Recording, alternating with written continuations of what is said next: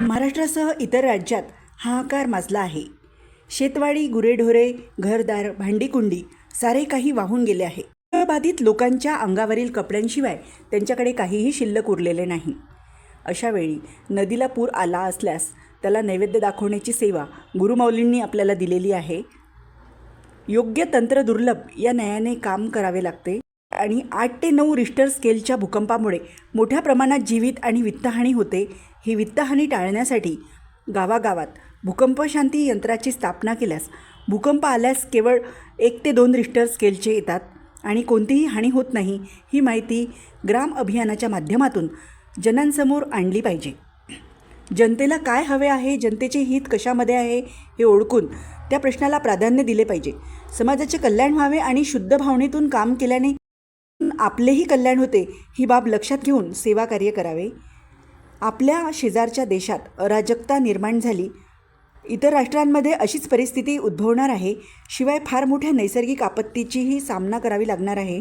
त्यामुळे आपला गृहपाठ, सप्तशतीचा गृहपाठ लवकरात लवकर आपल्याला पूर्ण करायचा आहे. वादविवाद, तंटे, बखेडे माजतील अशा संभाव्य ठिकाणी पिवळ्या मोहरा वल्गासुक्ताने अभिमंत्रित करून टाकल्यास तिथे कुठलीही अप्रिय घटना घडणार नाही.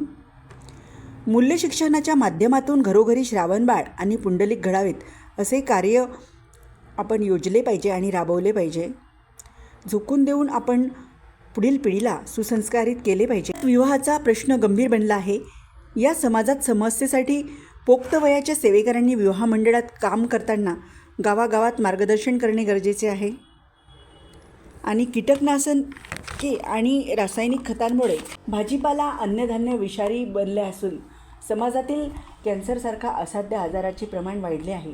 त्यामुळे शेतकऱ्यांनी सेंद्रिय शेतीचा कास धरून सात्विक भाजीपाला, अन्नधान्य पिकवल्यास लोकांना निरामय आरोग्य लाभेल. तज्ज्ञांनी एकजिन्सीपणा आणि एकवाक्यता ठेवून लोकांना वास्तुदोष दूर करण्यासाठी उपाययोजना सांगाव्यात.